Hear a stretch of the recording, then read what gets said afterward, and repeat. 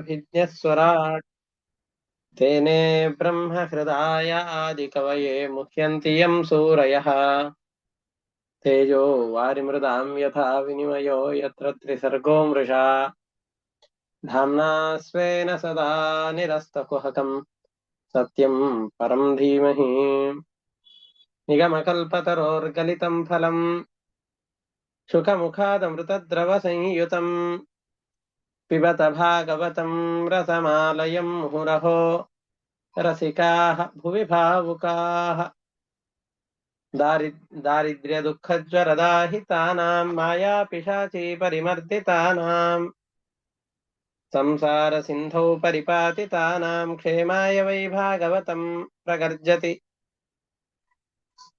साङ्केत्यं पारिहास्यं वा स्तोभं हेलनमेव वा वैकुण्ठनामग्रहणम् अशेषाघहरं विदुः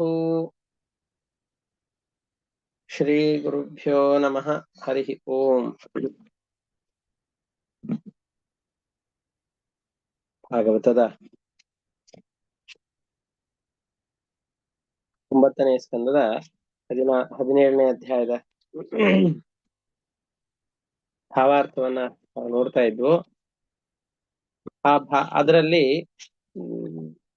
ಭರದ್ವಾಜ ಮುಂತಾದವರು ಹುಟ್ಟಿದಂತಹ ಎಲ್ಲ ಕಥೆಗಳನ್ನ ನೋಡಿ 18ನೇ ಅಧ್ಯಾಯದಲ್ಲಿ ಆ ಭರತನ ವಂಶದಲ್ಲಿ ಏನೇ ರಾಜ ಅರಂತಿದೇವ ಬರ್ತಾ ಇದ್ದಾನೆ, ಅವನ ಕಥೆಯನ್ನ ಇಲ್ಲಿ ಹೇಳ್ತಾ ಬಂದ್ರು. ತನ್ನಲ್ಲಿರುವ ಎಲ್ಲ ಸಂಪತ್ತುಗಳನ್ನ ದಾನ ಮಾಡಿ ಸಂಪತ್ತೆಲ್ಲವೂ ಕೂಡ ಕರಗಿದಾಗ ಅತ್ಯಂತ ದೈನ್ಯ ಪರಿಸ್ಥಿತಿಯಲ್ಲಿ ಇದ್ದಂತಹ ಅರಂತಿದೇವ, ದೈನ್ಯ ಅಂತಂದ್ರೆ 2 ತರದ್ದಿದೆ, ಗಮನಿಸ್ಬೇಕು. ಒಂದು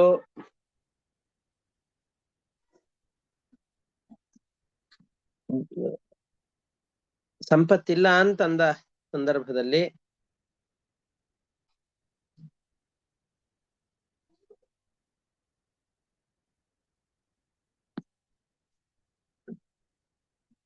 ನಾವು ತುಂಬಾ ದುಃಖವನ್ನು ಅನುಭವಿಸ್ತೇವೆ, ಬಹಳ ಕಷ್ಟವನ್ನ ಅನುಭವಿಸ್ತೇವೆ. ಇದೆಲ್ಲವೂ ಕೂಡ ಒಂದು ತರದ ದೈನ್ಯ ಪರಿಸ್ಥಿತಿ. ಆದರೆ ಇವನದ್ದು ದೈನ್ಯವಾದರೂ ದೈನ್ಯವಲ್ಲದೆ ಇರುವಂತಹ ಪರಿಸ್ಥಿತಿ, ಮಾನಸಿಕವಾದಂತಹ ಕ್ಲೇಶವನ್ನ ಅನುಭವಿಸುವಂತಹದ್ದೇನಿದೆಯೋ ಇದು ದೈನ್ಯ. ಆದರೆ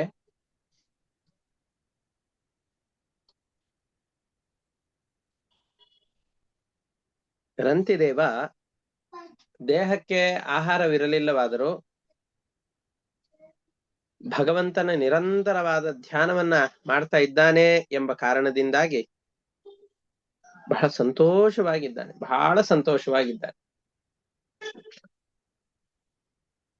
ಮನಸ್ಸಿನಲ್ಲಿ ಎಂದೆಂದಿಗೂ ವಿಕಾರವೇ ಇಲ್ಲ.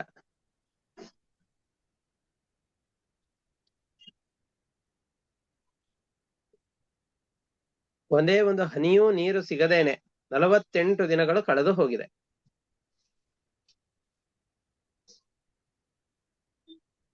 ಅಂತಹ ಸಂದರ್ಭದಲ್ಲಿ ಅನಾಯಾಸವಾಗಿ ಯಾರೋ ಒಬ್ರು ತುಪ್ಪ, ಪಾಯಸ, ಗೋಧಿಯಿಂದ ಮಾಡಿದಂತಹ ಅನ್ನ ಮತ್ತು ಇವರ ಕುಟುಂಬಕ್ಕೆ ಆಗುವಷ್ಟು ಅನ್ನ ಮುಂತಾದವುಗಳೆಲ್ಲವನ್ನು ಕೂಡ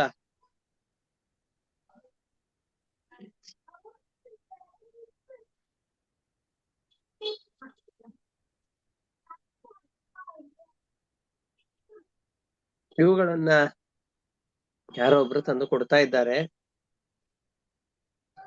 ಅದನ್ನು ಊಟ ಮಾಡಬೇಕು ಎಂಬಂತಹ ಸಂದರ್ಭದಲ್ಲಿ ಹಸಿವು, ಬಾಯಾರಿಕೆಗಳು, ಮೈಕೈ ಎಲ್ಲ ನಡಗಿ ಹೋಗ್ತಾ ಇದೆ.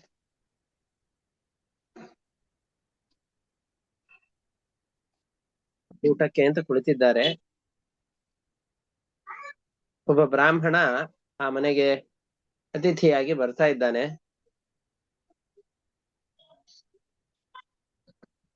ಅತಿಥಿಗಳು ಅಂತಂದ್ರೆ ಎರಡು ತರ. ನಾವು ಅಭ್ಯಾಗತರು ಬೇರೆ, ಅತಿಥಿಗಳು ಬೇರೆ.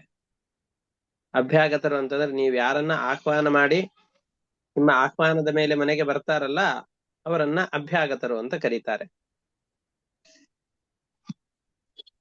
ಯಾರು ತಾವಾಗಿಯೇ ಆ ಸಮಯಕ್ಕೆ ಮನೆಗೆ ಬರ್ತಾರಲ್ಲ, ಅವರನ್ನ ಅತಿಥಿಗಳು ಅಂತ ಕರೀತಾರೆ.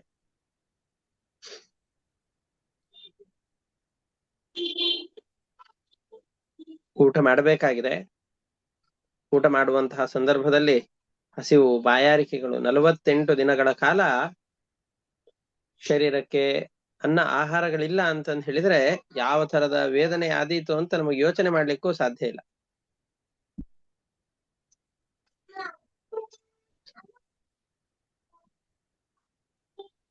ಯಾಕೆ ಅಂತಂದು ಹೇಳಿದ್ರೆ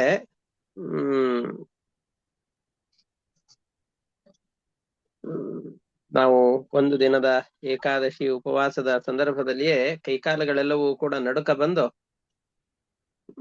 ಶರೀರವೆಲ್ಲ ದ್ವಾದಶಿಯ ದಿನದ ಬೆಳಗಿನ ನೀರು ಕುಡಿಯೋದಕ್ಕೋ, ಪಾನಕವನ್ನು ಕುಡಿಲಿಕ್ಕೋ ಅಥವಾ ಆಹಾರವನ್ನ ಸ್ವೀಕಾರ ಮಾಡುವುದಕ್ಕೋ ಬಹಳವಾಗಿ ಹಪಹಪಿಸ್ತಾ ಇರತ್ತೆ. ಅದರಲ್ಲಿಯೂ ಭೀಷ್ಮ ಪಂಚಕ, ವಿಷ್ಣು ಪಂಚಕ, ಚಾತುರ್ಮಾಸ್ಯದ ಸಂದರ್ಭದಲ್ಲಿ ಧಾರಣ ಪಾರಣಾದಿ ವ್ರತಗಳನ್ನು ಮಾಡುವಂಥವ್ರನ್ನೆಲ್ಲ ನೋಡಿದರೆ, ಉಪವಾಸ ಮಾಡೋರನ್ನ ನೋಡಿದರೆ ಮೈಯಲ್ಲಿ ನಡಕ ಬಂದ್ಬಿಡತ್ತೆ. ಆ ತರದ ಕಠಿಣವಾದ ವ್ರತಗಳೆಲ್ಲವೂ ಇದೆ. ಈಗಲೂ ಅನೇಕ ಜನ ಪಯೋವ್ರತ ಮುಂತಾದವುಗಳನ್ನ ಮಾಡ್ತಾ ಇರ್ತಾರೆ. ನೋಡ್ತಾ ಇದ್ದಾಗ ಹೇಗಪ್ಪ ಸಾಧ್ಯ ಇದು ಅಂತ ಯೋಚನೆ ಬರುತ್ತೆ. ಪಯೋವ್ರತದಲ್ಲಿ ಹಿಂದೆ ಕಳೆದಂತಹ ತಿಂಗಳಿನಲ್ಲಿ ಫಾಲ್ಗುಣ ಮಾಸದಲ್ಲಿ, ಪ್ರಾಯಶಃ ಶುಕ್ಲ ಪಕ್ಷ, ಫಾಲ್ಗುಣ ಮಾಸದ ಶುಕ್ಲ ಪಕ್ಷದಲ್ಲಿ ಇದು ಪಾಡ್ಯದಿಂದ ದ್ವಾದಶಿಯವರೆಗೆ ಉಪವಾಸ ಇದ್ದು, ಉಪವಾಸ ಅಂದ್ರೆ ಪ್ರತಿನಿತ್ಯದಲ್ಲೂ ಕೂಡ ಒಂದೇ ಒಂದು ಲೋಟದಷ್ಟು ನೀರು, ಅದರ ಹಾಲು ಅಷ್ಟೇ. ಎರಡೆರಡು ಬಾರಿಯೂ ಅಲ್ಲ, ಒಂದು ಬಾರಿ ಮಾತ್ರ 12 ದಿನಗಳ ಕಾಲ, 12 10 ದಿನಗಳ ಕಾಲ ಬರೀ ಒಂದೊಂದು ಲೋಟ ಹಾಲನ್ನು ಕುಡಿಬೇಕು. 11ನೇ ದಿನ ಪೂರ್ತಿ ಉಪವಾಸ. ಏಕಾದಶಿ ದಿವಸ ಏನೂ ಭೋಜನವನ್ನು ಮಾಡ್ಲಿಕ್ಕಿಲ್ಲ, ಪೂರ್ತಿಯಾಗಿ ಉಪವಾಸ ಇರಬೇಕು. ಆ ಒಂದು ತೊಟ್ಟು ಹಾಲು ಇಲ್ಲ. ದ್ವಾದಶಿಯ ದಿವಸ ಅನೇಕ ಜನ ಬ್ರಾಹ್ಮಣರಿಗೆ ಭೋಜನಾದಿಗಳನ್ನ ಮಾಡಿಸಿ ನಂತರದಲ್ಲಿ ತಾವು ಕೂಡ ಭೋಜನವನ್ನು ಮಾಡ್ತಾರೆ. ಹಾಗಾದ್ರೆ ಪಾಡ್ಯದಿಂದ ದ್ವಾದಶಿಯವರೆಗೆ 12 ದಿನಗಳ ಕಾಲ ಬರೀ ಒಂದೊಂದು ಚಿಕ್ಕ ಲೋಟದಲ್ಲಿ 1/4 ಲೀಟರ್ನ ಅರ್ಧದಷ್ಟು, ಒಂದು 100-150 ml ಅಷ್ಟು ಹಾಲನ್ನು ಕುಡಿದುಕೊಂಡು ಅನೇಕ ದಿನಗಳ ಕಾಲ ಇರುವಂತಹ ವ್ರತ.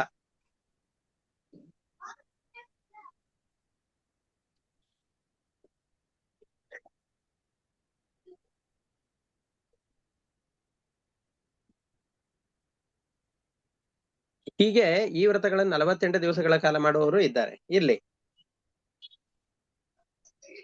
ಧಾರಣ ಪಾರಣ ವ್ರತ ಅಂತಂದ್ರೆ ಚಾತುರ್ಮಾಸ್ಯದ ಸಂದರ್ಭದಲ್ಲಿ 120 ದಿನಗಳ ಕಾಲ ಚಾತುರ್ಮಾಸ್ಯದ ವ್ರತ ಇದ್ರೆ ದಿನಕ್ಕೆ ಒಂದೇ ಹೊತ್ತು ಊಟ. ಮಧ್ಯದಲ್ಲಿ ಸ್ನಾಕ್ಸ್, ಬೆಳಿಗ್ಗೆ ಬ್ರೇಕ್ಫಾಸ್ಟ್, ಮಧ್ಯಾಹ್ನ ಲಂಚ್, ರಾತ್ರಿ ಡಿನ್ನರ್ ಅಂತ ಮೂರ್ ಈ ತರದ್ದೆಲ್ಲ ಇರೋದಿಲ್ಲ. ಮಧ್ಯದಲ್ಲಿ ಕುರುದಿಂಡೆಗಳು ಇವುಗಳು ಇರೋದಿಲ್ಲ. ದಿನಕ್ಕೆ ಒಂದು ಹೊತ್ತು ಮಾತ್ರ ಊಟ. ಮರುದಿನ ಪೂರ್ತಿ ಉಪವಾಸ, ಮತ್ತೆ ಮರುದಿನದಲ್ಲಿ ಒಂದೇ ಹೊತ್ತು ಊಟ. ಈ ರೀತಿಯಾಗಿ 120 ದಿನಗಳು ಅಂದ್ರೆ 60 ದಿನ ಊಟ, 60 ದಿನ ಉಪವಾಸ. ಸಾಮಾನ್ಯತಃ ಈ ರೀತಿಯಾಗಿ ಇಟ್ಕೊಳ್ಬಹುದು. ಉಪವಾಸ ಒಂದು 4-5 ದಿನಗಳು ಹೆಚ್ಚಿಗೆ ಬರುತ್ತೆ, ಏಕಾದಶಿ ಮುಂತಾದವುಗಳನ್ನು ಸೇರಿಸಿದರೆ. ಅದು ನಿರ್ಜಲವಾದ ಉಪವಾಸ. ಈ ತರದ ಉಪವಾಸವನ್ನ ಧಾರಣ ಪಾರಣ ವ್ರತವನ್ನ ಮಾಡುವವರು ಈ ತರದ್ದನ್ನೆಲ್ಲ ಮಾಡ್ತಾರೆ. ಈಗನೂ ಮಾಡ್ತಾರೆ, ಈಗಲೇ ಇದ್ದಾರೆ ಅಂತಂದ್ರೆ ಇನ್ನು ಯುಗಾಂತರಗಳಲ್ಲಿ ಇಂತಹ ಸಾಮರ್ಥ್ಯ ಇರುವಂತಹ ಜನರು ಇದ್ರು. ಹಾಗಾಗಿ ರಂತಿದೇವ 48 ದಿನಗಳ ಕಾಲ ನಿರ್ಜಲವಾದಂತಹ ಉಪವಾಸ. ಅದು ಯಾವ ಕಾರಣದಿಂದ? ದಾರಿದ್ರ್ಯದಿಂದಾಗಿ. ಯಾವ ಕಾರಣದಿಂದ ದಾರಿದ್ರ್ಯ ಬಂದಿತ್ತು? ಇದ್ದ ಸಂಪತ್ತೆಲ್ಲವನ್ನು ಕೂಡ ಸತ್ಪಾತ್ರರಿಗೆ ವಿನಿಯೋಗ ಮಾಡಿದ್ರಿಂದಾಗಿ ಇವನಲ್ಲಿ ಸಂಪತ್ತಿರ್ಲಿಲ್ಲ, ಅಷ್ಟೇ. ಭೌತಿಕವಾದ ಸಂಪತ್ತಿರ್ಲಿಲ್ಲ, ಅದಕ್ಕೆ ಅವನು ದುಃಖ ಪಡ್ತಾ ಇದ್ದ ಅಂತ ಹೇಳಿಲ್ಲ ಅವರು. ಹರಿಧ್ಯಾನದಲ್ಲಿ ಸುಖವಾಗಿಯೇ ಇದ್ದ. ಇಂತಹ ಇವನಿಗೆ 49ನೇ ದಿನ ಬೆಳಗಿನ ಸಂದರ್ಭದಲ್ಲಿ ಹಸಿವು ಬಾಯಾರಿಕೆಗಳೆಲ್ಲ ಆಗಿದೆ. ಯಾರೋ ಒಬ್ರು ಆಕಸ್ಮಿಕವಾಗಿ ಬಂದು ತುಪ್ಪ, ಪಾಯಸ, ಗೋಧಿಯಿಂದ ಮಾಡಿದಂತ ಅನ್ನ ಮುಂತಾದವುಗಳೆಲ್ಲವನ್ನು ಕೂಡ ಕೊಡ್ತಾ ಇದ್ದಾರೆ, ನೀರನ್ನ. ಮನೆಯವರೆಲ್ಲರೂ ಕೂಡಿಕೊಂಡು ಭೋಜನವನ್ನು ಮಾಡಬೇಕಾಗಿದೆ. ಅವಾಗ ಅತಿಥಿಯಾಗಿ ಬ್ರಾಹ್ಮಣನೊಬ್ಬ ಬರ್ತಾ ಇದ್ದಾನೆ.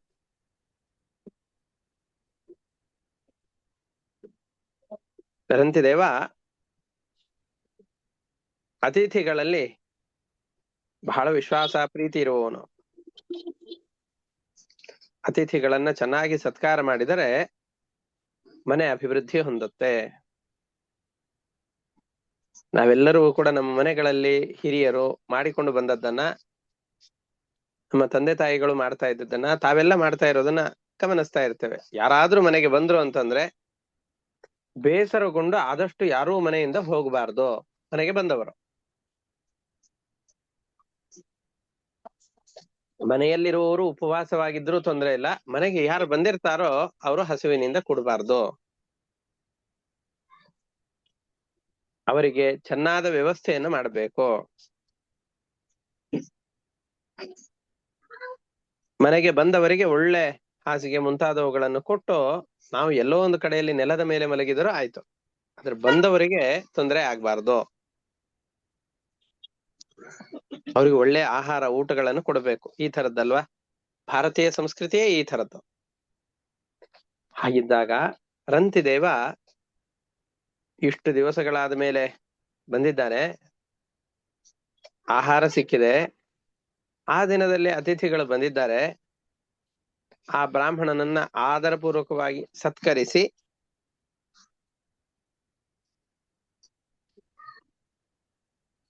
ಇವನಲ್ಲಿರುವಂತಹ ದೇವತೆಗೆ, ಪರಮಾತ್ಮನಿಗೆ ನಾನು ಕೊಡ್ತಾ ಇರುವಂತಹ ಈ ಆಹಾರ ಪದಾರ್ಥಗಳೆಲ್ಲವೂ ಕೂಡ ಸಲ್ಲಲಿ ಅನ್ನುವ ಉದ್ದೇಶದಿಂದ ಅವನನ್ನ ಚೆನ್ನಾಗಿ ಸತ್ಕಾರ ಮಾಡ್ತಾ ಇದ್ದಾನೆ.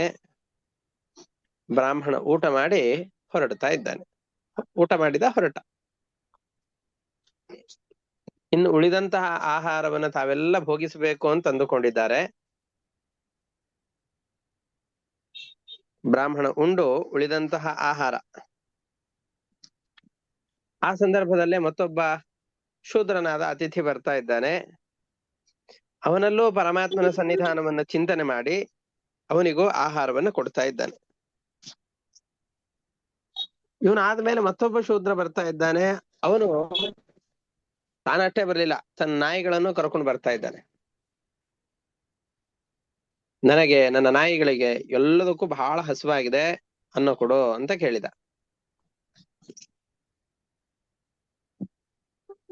ಇನ್ನು ಉಳಿದಿದ್ದು ಏನಿದೆನೋ ಅದು ಎಲ್ಲವನ್ನೂ ಕೂಡ, ಆಹಾರವನ್ನ,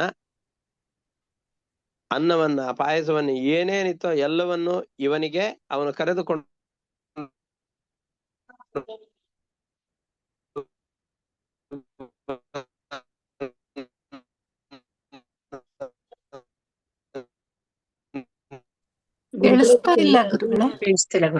ಆ ಪ್ರಾಣಿಗಳಿಗೆ ಕೊಟ್ಟು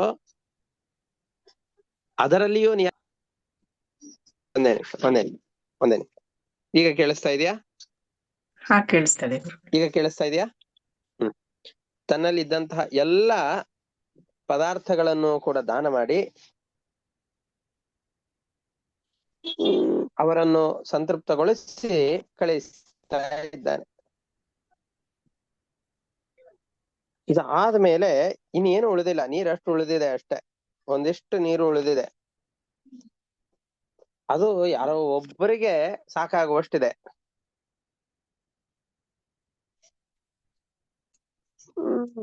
ಅವನು, ಅವನ ಮಕ್ಕಳು, ಹೆಂಡತಿ ಬಹಳ ಬಳಲಿದ್ದಾರೆ. ನಾವಾಗಿದ್ರೆ ನಿನ್ನ ನಾಯಿಗೆ ಯಾಕೆ ಅನ್ನವನ್ನ ಕೊಡಬೇಕು? ಅಥವಾ ಮೊದಲಿಗೆ ಬಂದಂತಹ ಬ್ರಾಹ್ಮಣನಿಗೆ, ಇಲ್ಲಪ್ಪ ತಾಳು, ಅನೇಕ ದಿನಗಳಿಂದ ಉಪವಾಸವಿದ್ದೇವೆ, ನಮ್ದಾಗ ಹೋಗ್ಬಿಡ್ಲಿ, ಆಮೇಲೆ ಇದ್ರೆ ನಿನಗೂ ಕೊಡ್ತೇವೆ, ಇಲ್ಲ ಅಂದ್ರೆ ಒಟ್ಟಿಗೆ ಕುತ್ಕೊಂಡ್ಬಿಡೋಣ, ಒಟ್ಟಿಗೆ ಊಟ ಮಾಡ್ಬಿಡೋಣ ಅಂತ ಒಟ್ಟಿಗೆ ಊಟ ಮಾಡ್ತೇವೆ ಹೊರತಾಗಿ.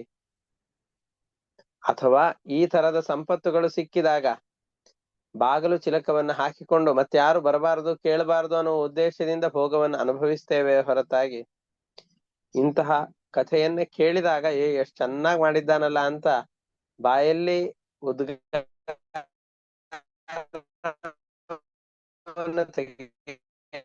ತೆಗೆಯಬಹುದೇ ಹೊರತಾಗಿ ಈ ತರದ ಯಾವುದೇ ರೀತಿಯಾದ ಪ್ರತಿಕ್ರಿಯೆಗಳನ್ನು ನಮ್ಮಿಂದ ಅಂದ್ರೂ ನಾವು ನಿರೀಕ್ಷಿಸ್ಲಿಕ್ಕೆ ಸಾಧ್ಯ ಇಲ್ಲ. ಮತ್ತೊಬ್ರು ಬಿಡಿ, ಯೋಚನೆಯನ್ನು ಮಾಡ್ಲಿಕ್ಕೆ ಸಾಧ್ಯ ಇಲ್ಲ.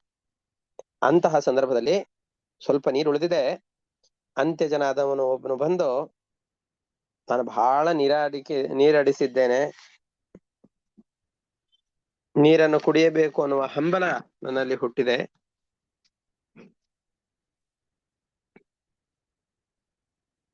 ನನಗೆ ನೀರು ಬೇಕು ಅಂತ ಕೇಳ್ತಾ ಇದ್ದಾನೆ. ಅವನ ಮಾತುಗಳನ್ನ ಕೇಳಿ ರಂತಿದೇವನಿಗೆ ಬಹಳ ಬೇಸರವಾಯ್ತು. ಅಯ್ಯೋ, ಇವನಿಗೆ ಬಾಯಾರಿಕೆ ಆಗಿದೆ ಇಲ್ಲ ಅಂತಂದುಕೊಂಡು ಅಮೃತಪ್ರಾಯವಾದಂತಹ ಮಾತುಗಳನ್ನ ಹೇಳ್ತಾ ಇದ್ದಾನೆ.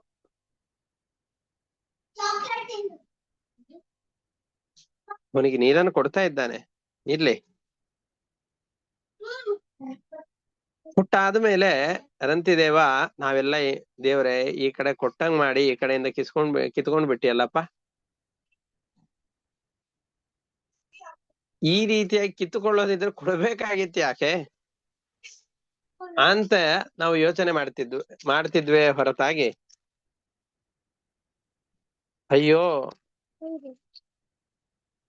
ನಮಗೆ ಬಂದಂತಹ ಸಂಪತ್ತುಗಳೆಲ್ಲವೂ ಕೂಡ ಹೋಗಿ ಬಿಡುತ್ತಲ್ಲ, ಕಣ್ಣೆದುರಿನಲ್ಲಿ ಏನೇ ಇದ್ದಂತಹ ಎಲ್ಲ ಆಹಾರಗಳು ಕೂಡ ನಾಶವಾಗಿ ಹೋಯ್ತಲ್ಲ, ಮತ್ತೊಬ್ಬರಿಗೆ ಕೊಡುವ ಹಾಗಾಯ್ತಲ್ಲ, ನಮ್ಮಲ್ಲಿ ಏನೂ ಉಳಿದೇ ಇಲ್ಲ. ಮತ್ತೆ ನಮಗೆ 48ನೇ ದಿವಸದ ಉಪವಾಸದ ಜೊತೆಯಲ್ಲಿ 49ನೇ ದಿವಸ ಸೇರ್ತು ಅಂತ ಮೊದಲಿಗೆ ಕೊಡ್ತಾನೆ ಇದ್ದಿದ್ದಿಲ್ಲ. ಕೊಡ್ಬೇಕಾದ್ರೂ ಅಯ್ಯೋ ಕೊಡ್ಬೇಕಲ್ಲ ಅಂತ ಯೋಚನೆ ಮಾಡಿ ಆದ್ರೂ ಕೊಡ್ತಾ ಇದ್ವಿ. ಇವು ಎರಡು ಆಗ್ಲಿಲ್ಲ ಅಂದ್ರೆ ಕೊಟ್ಟ ಮೇಲಾದ್ರೂ ಆ ಉಪವಾಸ ನಂತರದಲ್ಲಿ ಬಾಧಿಸತ್ತಲ್ಲ, ಆವಾಗಲಾದ್ರೂ ಅಯ್ಯೋ ತಪ್ಪು ಮಾಡ್ಬಿಟ್ಟೆ, ಏನೋ ಹೇಳಿ ಕಳಿಸ್ಬೇಕಾಗಿತ್ತು, ನಾನೇ ತಿಂದ್ಬಿಟ್ಟಿದ್ರೆ ಚೆನ್ನಾಗಿತ್ತು ಅಂತಾದ್ರೂ ಅಂದುಕೊಳ್ತೇವೆ. ಮುಂಚೆ ಅಥವಾ ಮಾಡುವಾಗ ಅಥವಾ ನಂತರದಲ್ಲಿ ಯಾವ್ದಾದ್ರೂ ಒಂದು ಸಂದರ್ಭದಲ್ಲಿ ಅಯ್ಯೋ ಈ ತರ ಮಾಡಿಬಿಟ್ಟೆ ಅಂತ ಅನ್ನಿಸಿತು ಅಂತಾದ್ರೆ, ಯಾವುದೇ ಧರ್ಮ ಕಾರ್ಯಗಳಾಗಿರ್ಲಿ ಪಾಪ ಕಾರ್ಯಗಳಾಗಿರ್ಲಿ, ಈ ರೀತಿಯಾದಂತಹ ಭಾವನೆಗಳು ಬಂತು ಅಂತಂದ್ರೆ ಅದರಿಂದ ಸಿಗುವಂತಹ ಫಲ ಏನಿದೆಯೋ ಅದರಲ್ಲಿ ಹ್ರಾಸವಾಗ್ತಾ ಹೋಗತ್ತೆ. ಯಾವ್ದಾದ್ರೂ ಒಂದು ಸತ್ಕಾರ್ಯಕ್ಕೆ ಅಂತ ಸಂಪತ್ತನ್ನು ವಿನಿಯೋಗಿಸುವಾಗ ಪ್ರಾರಂಭದಲ್ಲಿ ಅಯ್ಯೋ ಈ ಸಂಪತ್ತನ್ನು ವಿನಿಯೋಗಿಸಬಾರ್ದು ಅಂತ ಅನ್ನಿಸಿತು ಅಂತಾದ್ರೆ ಆವಾಗ ಒಂದಿಷ್ಟು ಪುಣ್ಯ ಹ್ರಾಸವಾಗತ್ತೆ. ಮಾಡುವ ಸಂದರ್ಭದಲ್ಲಿ ಇದನ್ನ ಬೇರೆದಕ್ಕೆ ಉಪಯೋಗ ಮಾಡ್ಕೊಳ್ಬಹುದಾಗಿತ್ತು, ಇದಕ್ಕೆ ಅಂತ ಮಾಡಿಬಿಟ್ಟೆ ಅಂತ ಅಂದುಕೊಂಡ್ರೆ, ಅಥವಾ ಮಾಡಿದ ನಂತರದಲ್ಲಿ ಅಯ್ಯೋ ಇಷ್ಟು ಖರ್ಚು ಮಾಡಿಬಿಟ್ನಲ್ಲ ಅಂತ ಅಂದುಕೊಂಡ್ರೆ, ಮದುವೆಗಾಗಿರಬಹುದು, ಮುಂಜಿಗಳಿಗಾಗಿರಬಹುದು, ದೇವರ ಸನ್ನಿಧಾನಕ್ಕೆ ಹೋದಾಗ ಆಗಿರಬಹುದು, ಇನ್ನೊಬ್ಬರಿಗೆ ಆಹಾರವನ್ನು ಕೊಡುವಂತಹ ಸಂದರ್ಭದಲ್ಲಿ ಆಗಿರಬಹುದು, ಮತ್ತೊಬ್ಬರಿಗೆ ಉಪಕಾರವನ್ನು ಮಾಡುವಂತಹ ಸಂದರ್ಭಗಳಾಗಬಹುದು, ಯಾವುದೇ ಸಂದರ್ಭದಲ್ಲೂ ಈ ರೀತಿಯಾದ ಭಾವನೆಗಳು ನಮ್ಮಲ್ಲಿ ನಂತರದಲ್ಲಿ ಆದ್ರೂ ಬಂತು ಅಂತಂದ್ರೆ ಮಾಡಿದ ಕರ್ಮಗಳಲ್ಲಿ ಯಾವ ಪುಣ್ಯದ ಫಲ ನಮಗೆ ಪ್ರಾಪ್ತಿ ಆಗಬೇಕು ಅದರಲ್ಲಿ ಬಹಳ ಹ್ರಾಸವಾಗಿ ಹೋಗಿಬಿಡತ್ತೆ. ಆದರೆ ರಂತಿದೇವ ಹೇಳ್ತಾ ಇದ್ದಾನೆ, ಇಷ್ಟೆಲ್ಲ ನೀರು, ತನಗೆ ಸಿಕ್ಕಂತಹ ಆಹಾರ, ಅನ್ನ ಎಲ್ಲವನ್ನೂ ಕೊಡ್ತಾ ಇದ್ದಾನೆ. ಕೊಟ್ಟಾದ್ಮೇಲೆ ಹೇಳ್ತಾ ಇದ್ದಾನೆ, ನನಗೆ ಇಡೀ ಜಗತ್ತಿನ ಯಾವ ಸಂಪತ್ತುಗಳು ಬೇಡ. ಮಹರ್ಲೋಕ, ಜನೋಲೋಕ, ತಪೋಲೋಕ ಅಂತ ಜ್ಞಾನಿಗಳೆಲ್ಲ ವಾಸ ಮಾಡುವಂತಹ ಯಾವ ಅದ್ಭುತವಾದ ಲೋಕಗಳಿವೆಯೋ ಆ ಲೋಕಗಳೂ ಬೇಡ. ಪರಮಾತ್ಮ ನೀನೇ ಬಹಳ ಸಂತೃಪ್ತಿಯಾದಾಗ ಕೊಡುವಂತಹ ಮೋಕ್ಷವೂ ಬೇಡ. ಯೋಗ್ಯರಾದ ಸಜ್ಜೀವರು ಅಂತ ಯಾರಿದ್ದಾರೋ ಅವರಲ್ಲಿರುವಂತಹ ಎಷ್ಟೆಷ್ಟು ದುಃಖಗಳಿವೆ ಆ ಎಲ್ಲ ದುಃಖಗಳು ನನ್ನನ್ನೇ ಬಂದು ಸೇರಿಕೊಳ್ಳಿ, ಎಲ್ಲರ ದುಃಖವನ್ನು ನಾನು ಅನುಭವಿಸ್ತೇನೆ. ಸಜ್ಜನರೆಲ್ಲರೂ ನಿರ್ದುಃಖವಾಗಿರ್ಲಿ, ಅವರು ಸುಖವಾಗಿರ್ಲಿ.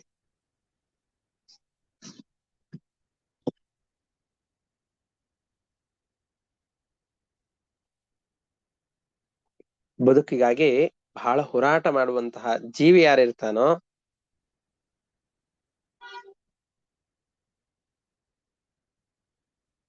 ಅಂತಹ ವ್ಯಕ್ತಿಗೆ ಬದುಕನ್ನ ಕೊಡಬಹುದಾದಂತಹ ನೀರನ್ನು ಕೊಟ್ರೆ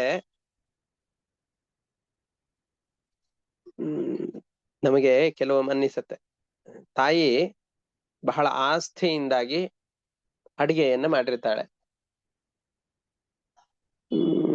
ಮಕ್ಕಳು ಇವರೆಲ್ಲ ಸೇರಿರ್ತಾರೆ. ಯಾವುದೋ ಒಂದು ವಿಷಯಕ್ಕೆ ಕಲಹ ಏರ್ಪಟ್ಟೋ ಅಥವಾ ಮನಸ್ತಾಪಗಳಾಗಿಯೋ ಅಥವಾ ಕಾರ್ಯದ ಒತ್ತಡದಿಂದಲೋ ಯಾರಿಗೂ ಸರಿಯಾಗಿ ಊಟ ಮಾಡ್ಲಿಕ್ಕೆ ಆಗದೇನೆ ಹಾಗೆ ಎದ್ದು ಹೋಗಿ ತಾಯಿಗೆ ಹೊಟ್ಟೆ ತುಂಬುವಷ್ಟು ಆಹಾರ ಮಿಕ್ಕಿದ್ದು ಅವಳು ತಿಂದ್ರೂ ಅವಳಿಗೆ ತೃಪ್ತಿ ಆಗೋದಿಲ್ಲ. ಆದರೆ ಮಾಡಿದ್ದು ಬರೀ ಅಕ್ಕಿಯ ಗಂಜಿಯೇ ಆಗಿರ್ಲಿ, ಎಲ್ಲರೂ ಬಹಳ ಸಂತೋಷವಾಗಿ ತಿಂದು ಹೊಟ್ಟೆ ತುಂಬಿದ ತೇಗನ್ನ ತೋರಿಸಿ ತಾಯಿ ಎದುರಿನಿಂದ ಹೋದಾಗ ಅವಳಿಗೆ ಉಳಿದ ಆಹಾರ ಒಂದೇ ಒಂದು ಸೌಟಿನಷ್ಟಾದರೂ ಕೂಡ ಅವಳು ಹೊಟ್ಟೆ ತುಂಬ ಊಟ ಮಾಡಿದರೆ ಏನು ತೃಪ್ತಿಯನ್ನು ಪಡ್ತಾಳೋ ಅದಕ್ಕಿಂತ ಮಿಗಿಲಾದ ತೃಪ್ತಿ ಇದರಿಂದ ಆಗತ್ತೆ. ಹಾಗೆಯೇ ಇಲ್ಲಿ ಹೇಳ್ತಾ ಇದ್ದಾನೆ, ಯಾರೋ ಬಾಯಾರಿ ಬಂದಿರ್ತಾರೋ, ಹಸಿವಾಗಿ ಬಂದಿರ್ತಾರೋ ಅಂತಹ ವ್ಯಕ್ತಿಗಳಿಗೆ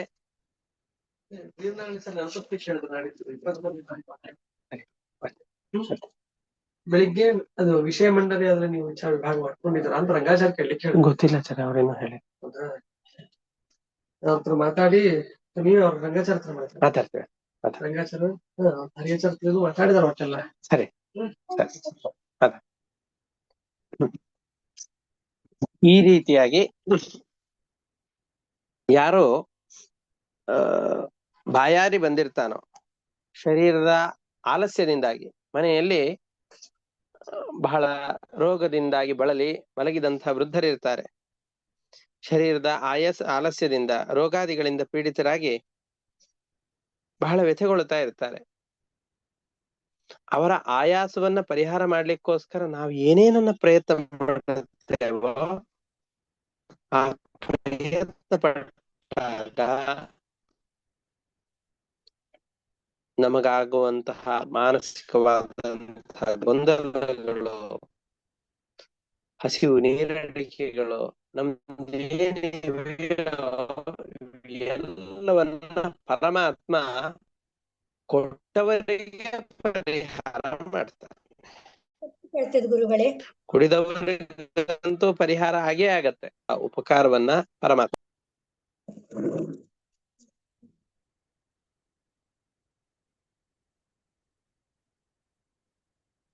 ಕೇಳಿಸ್ತಾ ಇಲ್ಲ ಗುರುಗಳೇ.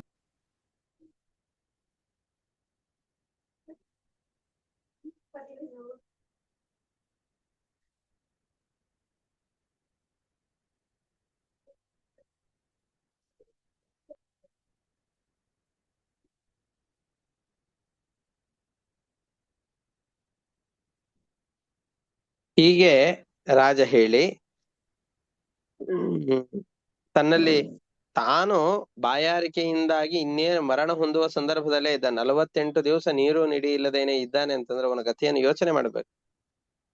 ಅಂತಹ ಸ್ಥಿತಿಯಲ್ಲಿದ್ದು ಪರಮಾತ್ಮನ ಧ್ಯಾನದಿಂದಲೇ ದೊಡ್ಡದಾದ ಸುಖ ಅಂತ ತಿಳಿದುಕೊಂಡು ಆ ನೀರನ್ನು ಕೂಡ ಯಾರು ಬೇಡಿ ಬಂದಿದ್ನೋ ಅವನಿಗೇನೆ ಕೊಡ್ತಾ ಇದ್ದಾನೆ.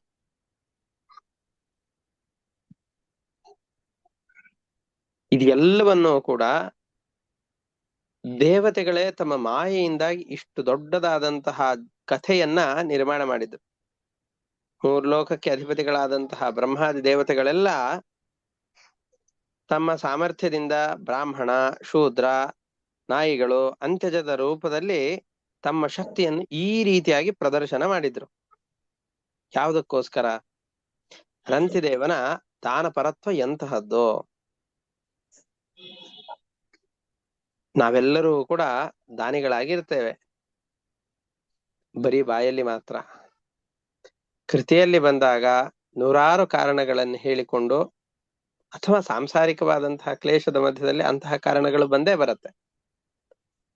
ಅಂತಹ ಕಾರಣಗಳನ್ನೊಡ್ಡಿ ಹಿಂದೆ ಸರಿಯೋರು ನಾವೆಲ್ಲರೂ ಕೂಡ. ನಮ್ಮ ಯೋಗ್ಯತೆಯು ಅಂತಹದ್ದಲ್ಲ, ಅದೇ ಇರ್ಲಿ. ಆದರೆ ರಂತಿದೇವ ಈ ಪರೀಕ್ಷೆಯಲ್ಲಿ ಪಾಸಾಗಿದ್ದಾನೆ, ಉತ್ತೀರ್ಣನಾಗಿದ್ದಾನೆ. ದೇವತೆಗಳೆಲ್ಲ ಮೈದೋರ್ತಾ ಇದ್ದಾರೆ. ಏನು ಬೇಕು ಅಂತ ಕೇಳಿದರೆ ನನಗೇನು ಬೇಡ ಅಂತ ಹೇಳಿದ ಅವನು.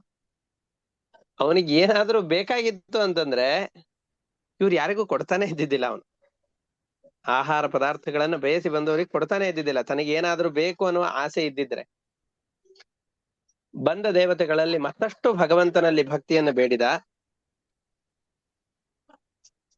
ಹೀಗೆ ತಾನೂ ಫಲಾಸಕ್ತಿಯಿಂದ ರಹಿತನಾಗಿ ಆ ಕುಟುಂಬದಲ್ಲಿ ಬಂದಂತಹ ಎಲ್ಲರೂ ಕೂಡ ಫಲಾಸಕ್ತಿ ರಹಿತರಾಗಿ ರಾಜನಿಗೆ ಅನುಗುಣವಾಗಿಯೇನೆ ವರ್ತನೆ ಮಾಡ್ತಾ ಇದ್ದಾರೆ.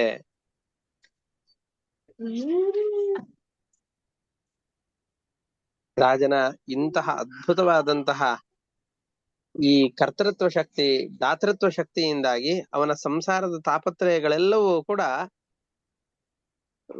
ಸೂರ್ಯನ ತಾಪಕ್ಕೆ, ಬೇಸಿಗೆ ಕಾಲದ ಬಿಸಿಲಿನ ತಾಪಕ್ಕೆ ಕರಗುವ ಇಬ್ಬನಿಯಂತೆ, ಮಂಜಿನಂತೆ ಇವನ ಕಷ್ಟಗಳೆಲ್ಲವೂ ಕೂಡ, ಸಂಸಾರ ಬಂಧನವೆಲ್ಲವೂ ಕೂಡ ಪರಿಹಾರ ಆಗಿ ಹೋಯಿತು. ಈ ರಂತಿದೇವನ ಪ್ರಭಾವದಿಂದಾಗಿ ಅವನನ್ನ ಅನುಸರಿಸುವಂಥವರು, ಅವನ ಈ ಕಥೆಯನ್ನು ಕೇಳುವವರು ಕೂಡ ಬಹಳಷ್ಟು ಬಂಧನಗಳಿಂದ, ಆಪತ್ತುಗಳಿಂದ ಪರಿಹರಿತರಾಗ್ತಾರೆ, ಅವುಗಳ ಪರಿಹಾರವನ್ನು ಪಡೀತಾರೆ, ಭಗವಂತನಲ್ಲಿ ವಿಶೇಷ ಭಕ್ತಿಯುಳ್ಳವರಾಗ್ತಾರೆ ಅಂತ ಈ ಕಥೆಯ ಫಲವನ್ನ ಹೇಳ್ತಾರೆ. ಮುಂದೆ ರಂತಿದೇವನ ವಂಶವನ್ನು ಹೇಳ್ತಾ ಬರ್ತಾರೆ. ಅದನ್ನ ಮತ್ತೆ ನಂತರದಲ್ಲಿ ನೋಡೋಣ. ಈಗ ಇಷ್ಟು ಕಥೆಯನ್ನ ಶ್ಲೋಕಗಳ ಮುಖಾಂತರವಾಗಿ ನೋಡ್ತಾ ಹೋಗೋಣ. ಭಾಗವತದ ಒಂದೊಂದು ಶ್ಲೋಕಗಳ ಶ್ರವಣ ಮತ್ತು ಪಠಣ ದೊಡ್ಡದಾದ ಫಲವನ್ನು ಕೊಡುತ್ತೆ. ಒಂದೊಂದು ಅಕ್ಷರಗಳನ್ನು ಓದಿದರೂ ಕೂಡ ನೂರಾರು ಜನ್ಮಗಳ ಪಾಪಗಳ ಸಂಚಯವೆಲ್ಲವೂ ಕೂಡ ಸುಟ್ಟು ಬೂದಿಯಾಗಿ ಹೋಗುತ್ತೆ. ಆ ಕಾರಣದಿಂದ ಪ್ರತಿಯೊಂದು ಶ್ಲೋಕವನ್ನು ಓದಿ ಆ ಶ್ಲೋಕಗಳ ಮುಖಾಂತರವಾಗಿ ಕೇಳಿದ ಕಥೆಯೇ, ಈಗ ಹೇಳಿದ ಕಥೆಯೇ, ಅದನ್ನೇ ಮತ್ತೊಮ್ಮೆ ಕೇಳೋಣ. ಯಾಕೆಂದ್ರೆ ಹಾಡಿದ್ದೇ ಹಾಡು ಕಿಸಬಾಯಿ ದಾಸ ಅಂತ ಹೇಳ್ತಾರಲ್ಲ. ಕಿಸಬಾಯಿ ಅಂದ್ರೆ ನರಸಿಂಹದೇವರು, ಅವರ ದಾಸ ಅಂತಂದ್ರೆ ಪ್ರಹ್ಲಾದರಾಜರು. ಅವರು ಮತ್ತೆ ಮತ್ತೆ ನರಸಿಂಹದೇವರನ್ನ ಮತ್ತೆ ಮತ್ತೆ ಸ್ತೋತ್ರ ಮಾಡ್ತಾರೆ. ಹೊಸದೇನೂ ಇಲ್ಲ, ಆದ್ರೆ ಮತ್ತೆ ಮತ್ತೆ ಸ್ತೋತ್ರ ಮಾಡಬೇಕು. ಯಾಕೆ? ಅಂತಃಕರಣ ಶುದ್ಧಿಗೋಸ್ಕರ. ಆ ಕಾರಣದಿಂದ ಶ್ಲೋಕಗಳ ಮುಖಾಂತರವಾಗಿ ನೋಡೋಣ. 9ನೇ ಸ್ಕಂದದ 18ನೇ ಅಧ್ಯಾಯದ 4ನೇ ಶ್ಲೋಕ. ವ್ಯತೀಯುರಷ್ಟಚತ್ವಾರಿಂಶತ್ ಅಹಾನ್ಯಪಿಬದಃ ಕಿಲ ಘೃತ ಪಾಯಸ ಸಂಯಾವಂ ತೋಯಂ ಪ್ರಾತರುಪಸ್ಥಿತಂ. ಒಮ್ಮೆ ನೀರನ್ನು ಕುಡಿಯದೇನೆ 48 ದಿನಗಳು ಕಳೆದು ಹೋಯಿತು. ಯಾವುದೋ 48 ದಿವಸಗಳಾದ ನಂತರದಲ್ಲಿ ಯಾರೋ ಒಬ್ರು ತುಪ್ಪವನ್ನ, ಪಾಯಸವನ್ನ, ಗೋಧಿಯ ಅನ್ನವನ್ನ ಇವೆಲ್ಲವನ್ನು ಕೂಡ ಕೊಡ್ತಾ ಇದ್ದಾರೆ.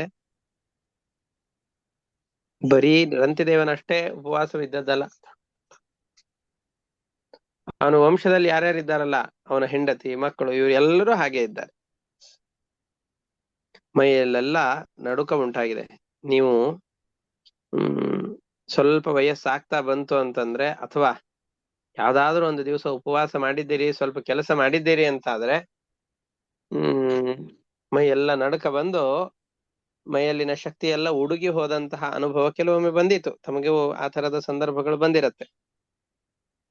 48 ದಿನಗಳ ಉಪವಾಸವನ್ನು ಮಾಡಿದ್ದಾನೆ ಅಂತಂದ್ರೆ ದೇಹದಲ್ಲಿ ಎಂತಹ ಕಂಪನ ಇರಬೇಕು, ಎಂತಹ ವೇದನೆ, ನಡುಕ ಇವೆಲ್ಲವೂ ಇರಬೇಕು. ಎಲ್ಲರೂ ಆ ಸಿಕ್ಕಂತಹ ಆಹಾರವನ್ನು ಭೋಜನ ಮಾಡಬೇಕು ಅಂತ ಕೂತಿದ್ದಾರೆ. ಆವಾಗ ಒಬ್ಬ ಬ್ರಾಹ್ಮಣ ಬರ್ತಾ ಇದ್ದಾನೆ. ಕೃಚ್ಛ್ರ ಪ್ರಾಪ್ತ ಕುಟುಂಬಸ್ಯ ಕ್ಷತ್ರಿಭ್ಯಾಂ ಜಾತವೇ ಪಥೋಃ ಅತಿಥಿರ ಬ್ರಾಹ್ಮಣ ಕಾಲೇ ಭೋಕ್ತು ಕಾಮಸ್ಯ ಚಾಗಮತ್. ಇನ್ನೇನು ಊಟ ಮಾಡಬೇಕು ಅಂತ ಕೂತಿದ್ದಾರೆ. ಯಾರೋ ಒಬ್ಬ ಬ್ರಾಹ್ಮಣ ಆ ಕಾಲದಲ್ಲಿ ಬರ್ತಾ ಇದ್ದಾನೆ.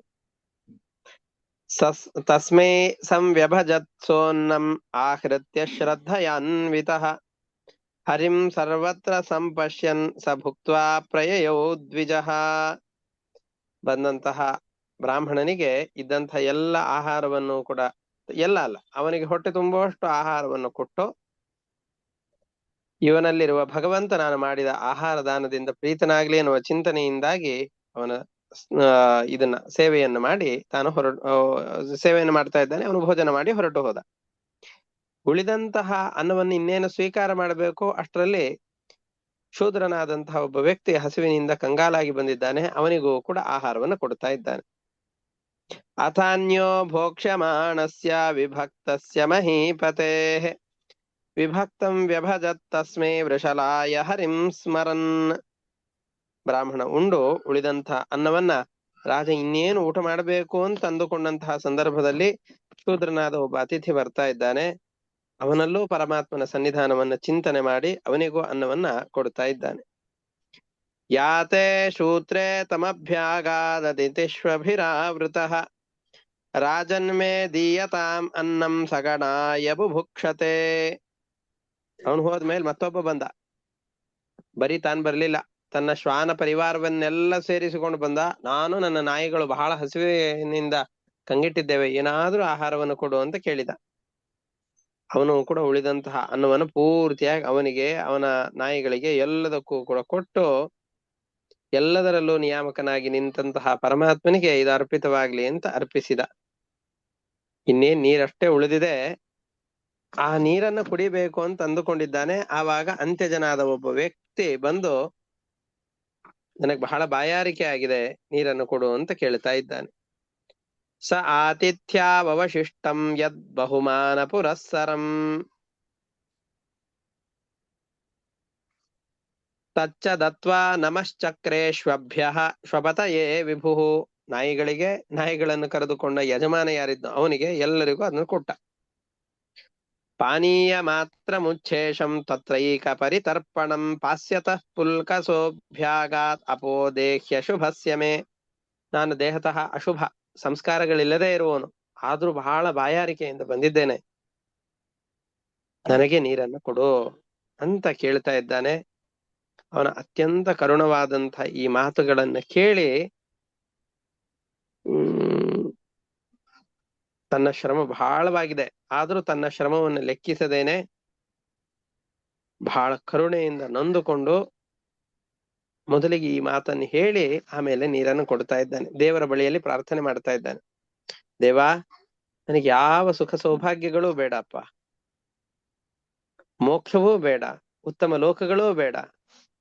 ಜಗತ್ತಿನಲ್ಲಿ ಯಾರ್ಯಾರು ದುಃಖಿತರಾಗಿದ್ದಾರೋ ದುಃಖಿತರಾದಂತಹ ಎಲ್ಲ ಜನರ ದುಃಖಗಳನ್ನು ನನಗೆ ಕೊಟ್ಟು ಬಿಡು, ದುಃಖಗಳನ್ನು ಅನುಭವಿಸಿಕೊಂಡು ಇರ್ತೇನೆ, ಎಲ್ಲರಿಗೂ ಸುಖವನ್ನು ಕೊಡು ಅಂತ ರಾಜ ಕೇಳ್ತಾ ಇದ್ದಾನೆ. ನ ಕಾಮಯೇಹಂ ಗತಿಮೀಶ್ವರಾಣಾಂ ಮಹರ್ಧಿ ಯುಕ್ತಾಂ ಅಪುನರ್ಭವಂಬ ಆರ್ತಿಂ ಪ್ರಪದ್ಯೆ ಅಖಿಲ ದೇಹ ಭಾಜಾಂ. ನೋಡಿ, ಒಬ್ರೋ ಇಬ್ರು ಅಲ್ಲ, ಅಖಿಲ ದೇಹ ಭಾಜಾಂ. ಯಾರ್ಯಾರು ದೇಹವನ್ನು ಧರಿಸಿಕೊಂಡು ದುಃಖಗಳನ್ನ ಅನುಭವಿಸ್ತಾ ಇದ್ದಾರೋ ಅಂತಹ ಎಲ್ಲ ಸಜ್ಜನರ ದುಃಖಗಳನ್ನ ನನಗೆ ಕೊಟ್ಟು ಬಿಡಪ್ಪ. ಆ ದುಃಖಗಳನ್ನ ಅನುಭವಿಸಿಕೊಂಡು ನಾನಿರ್ತೇನೆ, ಉಳಿದವರೆಲ್ಲ ಸುಖವಾಗಿರ್ಲಿ.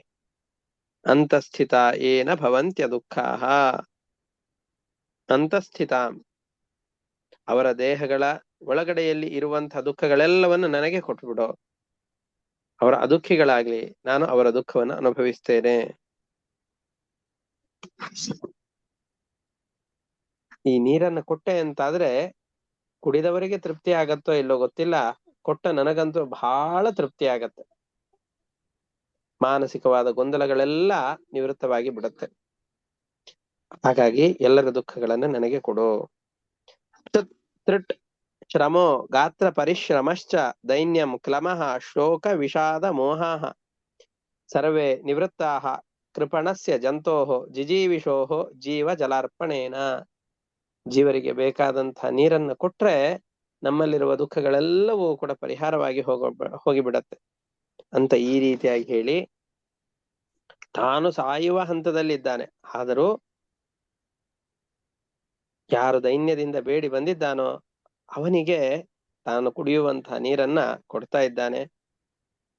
ಇವನನ್ನ ಪರೀಕ್ಷಿಸುವ ಉದ್ದೇಶದಿಂದ ಹಿರಣ್ಯ ಗರ್ಭರು, ಪರಮಾತ್ಮ, ರುದ್ರದೇವರು, ಬ್ರಹ್ಮದೇವರು ಈ ರೀತಿಯಾಗಿ ಬ್ರಾಹ್ಮಣರನ್ನ, ಶೂದ್ರನನ್ನ, ಶ್ವಾನಗಳನ್ನ, ಅಂತ್ಯಜನಾದ ವ್ಯಕ್ತಿಯನ್ನ ಇವರೆಲ್ಲರನ್ನ ನಿರ್ಮಾಣ ಮಾಡಿ ಕಳಿಸಿದ್ದಾರೆ. ಇವನು ಪರೀಕ್ಷೆಯಲ್ಲಿ ಉತ್ತೀರ್ಣನಾಗಿದ್ದಾನೆ, ಏನು ಬೇಕು ಅಂತ ಕೇಳ್ತಾ ಇದ್ದಾರೆ. ಏವಂ ಪ್ರಭಾಷ್ಯ ಪಾನೀಯಂ ಮ್ರಿಯಮಾಣ ಪಿಪಾಸಯ ಪುಲ್ಕಸಾಯ ದದಾಧೀರೋ ನಿಸರ್ಗ ಕರುಣೋ ನೃಪಃ ತಸ್ಯ ತ್ರಿಭುವನಾಧೀಶಾಃ ಫಲದಾಃ ಫಲಮಿಚ್ಛತಾಂ ಆತ್ಮಾನಂ ದರ್ಶಯಾಂಚಕ್ರುಹು ಮಾಯಾಂ ವಿಷ್ಣು ವಿನಿರ್ಮಿತಾಂ. ಭಗವಂತನ ಮಾಯೆಯಿಂದ ಇಚ್ಛಾಶಕ್ತಿಯಿಂದ ನಿರ್ಮಿತವಾದ ಈ ಎಲ್ಲವನ್ನ ನೋಡಿ ಮಾಯೆ ಅಂತ ಗೊತ್ತಿಲ್ಲ, ಆದ್ರೆ ಆರ್ತರಾಗಿ ಬಂದಿದ್ದಾರೆ ಅಂತ ತಿಳಿದು ತನ್ನಲ್ಲಿದ್ದಂತಹ ಎಲ್ಲ ಸಂಪತ್ತನ್ನು ಕೊಡ್ತಾ ಇದ್ದಾನೆ. ಪ್ರಸನ್ನರಾಗಿ ಏನು ಬೇಕು ಅಂತ ಕೇಳಿದಾಗ ಏನೂ ಬೇಡ, ಭಗವಂತನಲ್ಲಿ ಮತ್ತಷ್ಟು ಭಕ್ತಿ ಅಭಿವೃದ್ಧಿ ಆಗ್ಲಿ ಅಂತ ಭಕ್ತಿಯನ್ನು ಮಾತ್ರ ಬೇಡ್ತಾ ಇದ್ದಾನೆ. ಅವನು ಒಬ್ಬನೇ ಅಲ್ಲ, ಅವನ ಕುಟುಂಬವೂ ಅದೇ ರೀತಿಯಾಗಿತ್ತು. ಸವೈ ತೇಭ್ಯೋ ನಮಸ್ಕೃತ್ಯ ನಿಸ್ಸಂಗೋ ವಿಗತ ಸ್ಪೃಹ ವಾಸುದೇವೇ ಭಗವತಿ ಭಕ್ತಿಯ ಚಕ್ರೇ ಮನಃ ಪರಂ. ಮತ್ತಷ್ಟು ಭಗವಂತನಲ್ಲಿ ಭಕ್ತಿಯು ಅಭಿವೃದ್ಧಿ ಆಗುವ ಹಾಗೆ ವರವನ್ನ ಬೇಡ್ತಾ ಇದ್ದಾನೆ. ಇದರಲ್ಲಿ ಎರಡನ್ನು ಗಮನಿಸ್ಬೇಕು. ಅವನು ಕೊಡುವ ಮನಸ್ಸನ್ನು ಮಾಡಿದ, ಹೌದು ಅದು ಅವನ ದೊಡ್ಡತನ. ಆದ್ರೆ ಮನೆಯಲ್ಲಿ ಮಡದಿ ಮಕ್ಕಳು ಇವರೆಲ್ಲ ನೀನ್ ಯಾಕೆ ಕೊಡ್ತೀಯಾ ಅಂತ ಕೇಳಿದರೆ ಅವನು ಮಾಡುವ ಧರ್ಮದ ಕಾರ್ಯಗಳೆಲ್ಲ ಅರ್ಧದಷ್ಟು ಹೊಳೆಯಲ್ಲಿ ನೀರನ್ನು ತೊಳೆದ ಹಾಗೆ, ಹುಣಸೆ ಹಣ್ಣನ್ನು ತೊಳೆದ ಹಾಗೆ. ತಾವು ಮಾಡುವ ಜೊತೆಯಲ್ಲಿ ಮನೆಯಲ್ಲಿರುವ ಜನರಿಗೂ ಕೂಡ ಆ ಸಂಸ್ಕಾರವನ್ನ ಹಾಕಿಕೊಡುವಂಥದ್ದು.